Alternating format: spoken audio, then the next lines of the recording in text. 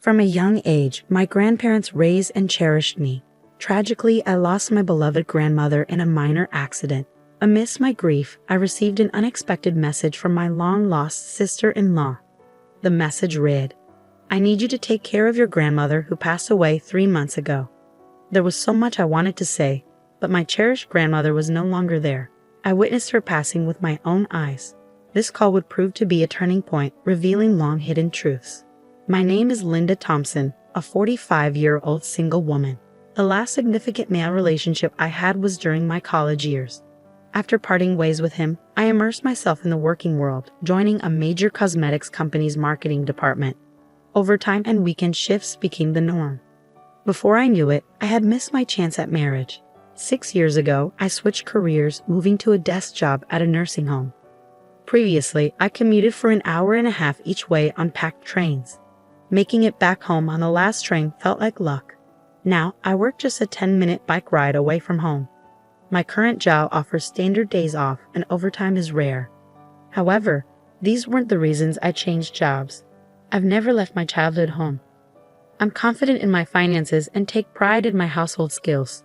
So why haven't I moved out? Because I love my family, especially my dear grandmother. I was born and raised in California. My family consists of my parents, grandparents, and my older brother, Brian, who is 5 years my senior. He is now 50 years old. Although I love my family, my relationship with Brian is complicated. I used to adore him as my brother. He was a gentle, protective sibling. However, Brian changed after college, securing a job in car sales, moving out early, and marrying a colleague 2 years later. From that point on, we drifted apart. He never returned to our childhood home, not for Thanksgiving, spring break, or even Christmas. All I know is that he lives somewhere in the South, but the details are vague. I can't remember the last time I saw Brian's face or heard his voice. It feels like it's been at least 5 years since we last spoke. His parting words were, "Ever since I became a manager, I've been super busy. I'm leaving everything home related to you." My impression of him is that he has become detached and unfeeling. This prompted my career change and decision to stay in my childhood home, ensuring it remained protected. Both my parents are retired. My 93-year-old grandfather suffered a stroke a few years ago, but has since recovered. Though he requires constant care and cannot live independently, my parents are currently caring for him. Then there's my grandmother, Betty Thompson, aged 92. My beloved Grandma Betty played a central role in raising my siblings and me. While my parents worked, my grandparents, particularly Grandma Betty, looked after us and taught me so much. I needed to survive these days. Though Grandma Betty couldn't go out much, she was lively enough to walk freely around the house. That's why I switched jobs to work at a nursing home, allowing me to take care of her if anything happened. As I prepared to leave for work one morning, Grandma Betty called out to me. "When you forgot something, huh?" she asked. "I haven't forgotten anything," I replied. "Here, have some hard candies," she said, handing me a few black licorice candies.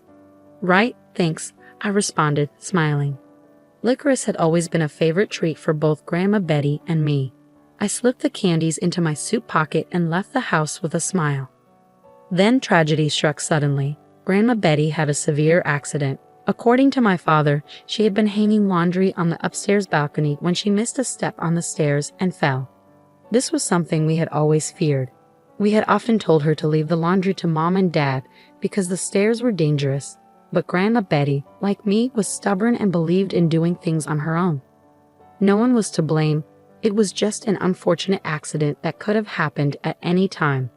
Everything happened quickly after that. Grandma Betty suffered complex fractures to her femur and pelvis and never made it home from a hospital. Just 4 months later, she passed away due to old age. I was heartbroken, shedding tears and mourning deeply, but I am now an adult and the breadwinner of the house. I couldn't afford to be consumed by sorrow. I took care of the funeral, cremation, and interment arrangements. Grandma Betty was originally from the Midwest, and without any close relatives to contact, we decided as a family to hold a small funeral with just close family members. We had to invite my brother and his wife, and I assumed they would attend without hesitation. However, I was wrong. I couldn't reach them by phone or WhatsApp. I also sent an email but received no response. As a last resort, I sent a text message, and the reply came on the day of the cremation. I'm very busy overseas for work. Sorry, but I can't make it. I'll send the money later, it said. I was indifferent to the money upon reading the message. I found myself speaking out loud without meaning to. Can his job really be so demanding that he can't even spare a moment to bid farewell to our beloved grandmother? It was difficult to comprehend. As I placed flowers, a photo of Grandpa, and her favorite black candy in Grandma's casket, her makeup perfectly applied as if she were merely asleep, my perception of my brother shifted. From that moment on, I began to harbor resentment toward him. Time moved on, and now it is winter. For me, the changing seasons don't matter much. It feels the same whether it's spring, summer, autumn, or winter. I've even contemplated leaving my job. But with Grandpa still alive and my parents likely to need care soon, I must continue working to support them. These thoughts carried me through my workday on autopilot, my heart heavy with emptiness. During a lunch break on a weekday, I received a call from an unexpected source. If her number hadn't been saved in my contacts, I might not have answered. The caller ID displayed sister-in-law. It was Heather Thompson, my brother's wife. She is 46 years old and my only connection to my brother. I remember only a brief conversation with her after their wedding. Why would she be calling now? I considered ignoring the call, but the persistent ringing convinced me to answer. Yes, this is Linda, I said. Sorry to disturb you at work, Heather began apologetically. This is Heather, Brian's wife. It's been a while. Despite her higher position and age, Heather always approached us with a humble attitude. When she chose to marry my brother, she made sure to introduce herself to my parents and me, even on my brother's behalf. In short, she's a kind person, which made her unexpected call all the more puzzling. It's all right, I replied. But do you need something? I tried my best to sound calm as I asked the question. Heather hesitated for a moment, her voice uncertain. It's hard for me to bring this up. It's about Betty, your grandmother. What happened to my grandmother? I asked, trying to keep my voice steady. We've been taking care of her on my husband's orders, but the time we agreed upon has already passed, Heather said. Can you come and pick her up? I struggled to grasp what Heather was saying. Wait, you're saying you've been taking care of my grandmother Betty, who died 3 months ago? After a moment of confusion, I asked the question, aware that it sounded nonsensical. Heather's reply was equally puzzling. Yes, we've been taking care of Betty at our place. Wait, she died 3 months ago, she said, her voice filled with genuine surprise. Why don't we take a moment to calm down? I suggested, and Heather agreed. After a few minutes, I collected myself and carefully explained to Heather that my grandmother had passed away. In contrast, Heather's response was bewildering. She claimed that Brian and Heather had been told my grandmother needed care and took her in until arrangements could be made. They had been living with my grandmother at their home. This led me to two possible conclusions. Either Heather and I were both not lying, which seemed unlikely, or my brother Brian was the one not telling the truth. I had considered the possibility of such a blatant lie from him, even though it would be quickly exposed. But there were matters I needed to address before pursuing this further. I wanted to contact Brian right away, but he remained practically unreachable on his mobile phone. I told Heather that I had never used my husband's cell phone. He wouldn't allow it. However, she suggested that she could talk to him on her cell phone while he was at home. He's been working remotely more often lately, I interjected. I think if I asked, he'd probably be willing to have a video call. While I believed in the power of face-to-face persuasion, there was a problem. I wasn't even sure where they were living now. We've been living in my city in California for over 10 years, so it's easy for us to visit your house, Linda, Heather said. For now, we agreed to talk to Brian on Heather's cell phone that night and ended the call. We devised various other plans, but I couldn't shake off the feeling of unease. I-City was just the next town over, but how much lying would satisfy him? Expecting me to care for a stranger's elderly woman just months after Grandma passed away was too much. It was repugnant. When I got home, I called Brian on Heather's cell phone at the agreed time of 8 p.m. By the way, Heather was also waiting in my room at home, thanks to our kindness and enthusiasm. Despite my constant attempts to contact him, Brian answered Heather's cell phone after just 3 rings. I made sure Heather could hear the conversation by putting the sound on speaker. "Where are you right now? You haven't even prepared dinner," he said in an imposing and arrogant tone. He wasn't the same Brian anymore. "It's me, Brian," I declared. He seemed confused by my sudden interruption. I braced myself, waiting for my brother's next words. "That's Linda, isn't it? Where's Heather?" he asked. "I'm here," Heather replied assertively. "Why are you with Linda?" Brian fumbled, then quickly regained his composure. "Did you tell Linda about that matter?" he asked. "Yes, I did," she responded calmly. "I told you it was too soon to discuss it," he exclaimed, revealing a sudden shift in his attitude about the issue. I assumed he was referring to our grandmother. "I heard from Heather that you've been working remotely lately," I began. "What about it?" I could almost see the scowl on my brother's face. "Why don't we talk face to face using a remote work app from now on?" I suggested. "I'll send you the ID and password." "If you refuse, I'll take Linda and return home," Heather offered as a backup plan. Reluctantly, my brother agreed. I sent the ID and password using Heather's phone, and we waited for him to join. Soon my brother's face appeared on the screen, slightly fuller than before, but unmistakably him. "It's Brian. So what's so important that we have to talk face to face?" "I'm busy," he said, attempting to downplay the situation and infuriating me further. "Isn't it obvious? This is about our grandmother." "What do you mean by asking us to take in our grandmother who died 3 months ago?" I questioned. To my astonishment, he responded calmly, "You must be misunderstanding something. Our grandmother isn't dead. I'm taking care of her at my place." "Linda, you asked for this, didn't you?" I was at a loss for words. Was my brother really this scared of Heather finding out the truth? Could he truly be capable of such deception? I was shocked to think that this was my own brother. I was so furious that I was close to tears. "But I sent you a text message," I said through choked sobs. "I don't remember that. Grandma's here with me right now. Do you want me to bring her over?" Brian's defiance left no room for my tears. "Yes, bring her here," I demanded. Brian left his seat and returned a few minutes later with an elderly woman in a wheelchair. "Say hello, Grandma," he prompted. "Linda, it's been a while. I'm Betty," the old woman spoke slowly. I wish she would stop this farce. Anger surged through me again. This woman was not my beloved grandmother. The old woman on the screen bore no resemblance to my grandma. My grandmother would never have called me Linda. Brian seemed committed to denying reality to the bitter end. "She's a completely different person," I argued. "As people age, their appearance changes.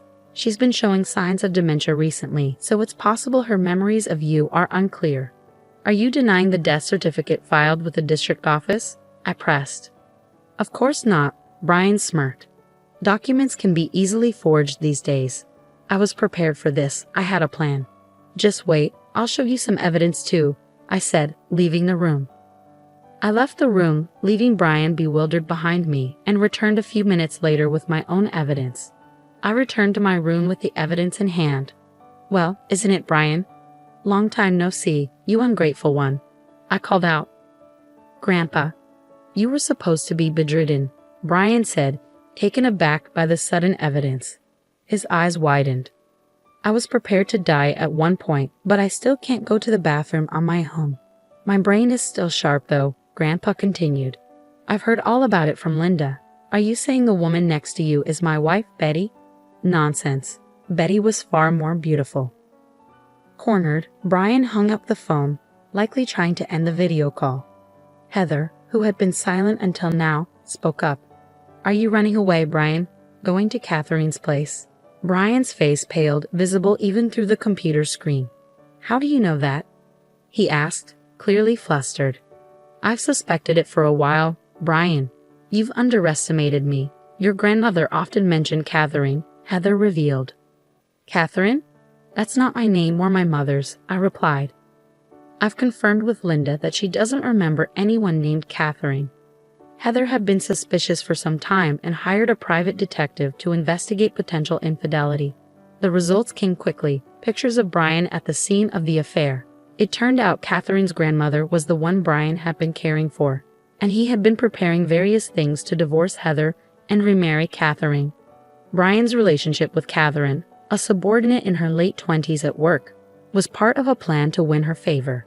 He was trying to move Catherine's grandmother into a care home while trying to remove his own family from our home. This was all part of his plan to divorce Heather without any blame and remarry Catherine. Heather had proven all of this and approached me honestly. She was an exceptionally intelligent woman, despite her unassuming appearance and demeanor. "Do you have anything to say?" I asked Brian, prepared only to listen. "I'm really sorry. Please forgive me. I never intended to deceive you, and Heather, I apologize to you as well. I'll end things with Catherine," Brian said, bowing his head through the screen. Advancements in technology these days make it easy to see his tearful face clearly from afar. "Grandpa, please help me," he pleaded. "Fool. After using Betty and betraying my beloved granddaughter and daughter-in-law, I never want to see your face again. This is the last time." "Linda, you too," Grandpa said sternly. "I never want to see your face again either." "Heather, I've already completed the divorce mediation process. I'm returning to my parents' house, so we'll see each other in court next." "Goodbye, big brother," I said before ending the remote conversation on my laptop. As the seasons changed and the autumn equinox arrived, I visited my grandmother's grave alone. With my hands clasped together, I reflected on the events that had transpired. Brian's divorce from Heather was settled in her favor. He was ordered to pay a substantial amount of alimony and returned home in tears at one point. Thanks to Grandpa, who remains mentally sharp, Brian was virtually disowned. His will now states that Brian is no longer family. Brian had hoped to remarry Catherine, but his situation was no longer appealing. Divorced in his 50s and deeply in debt, he struggled to find another job after quitting his longtime position at the car dealership. He now lives in a modest one-bedroom apartment, working odd jobs and paying alimony. It's a classic case of reaping what you sow. Most of my information about Brian came from Heather. We became friends after everything settled, and we often spend time together. "Grandmother, I'll come again," I said as I stood up from her gravestone. A strong breeze blew, and I heard a voice I adored. "Lynn, thank you. Please take care of your grandpa for a little while," the voice said. I muttered, "Grandmother," and suddenly realized I was holding something in my right hand, a piece of black licorice candy. It was odd because I hadn't brought any as an offering. I'm not particularly religious, but could it be a sign from my grandmother? Perhaps not. There's always black licorice at the altar, so I must have unconsciously picked one up and forgotten about it. Still, the thought of my grandmother watching over me gave me strength. "Thank you, grandmother," I murmured, looking up at the sky. Then I left the graveyard, feeling a sense of